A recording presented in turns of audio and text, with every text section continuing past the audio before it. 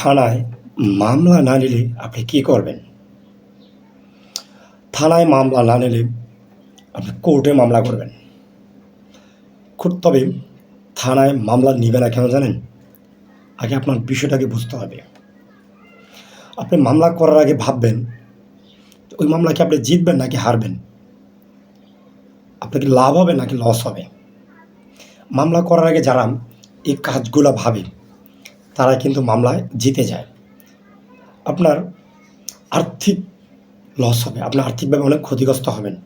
আপনাকে বুঝতে হবে মামলা করার পরে আর্থিকভাবে যেভাবে ক্ষতিগ্রস্ত হইলেন, ওইটা কি আপনার পূরণ হবে?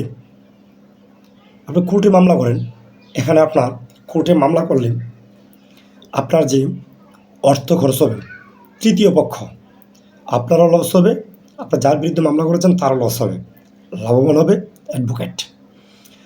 মামলা করার আগে চিন্তা করতে হবে আপনার কি আসলেই এই মামলা জিতবেন নাকি হারবেন।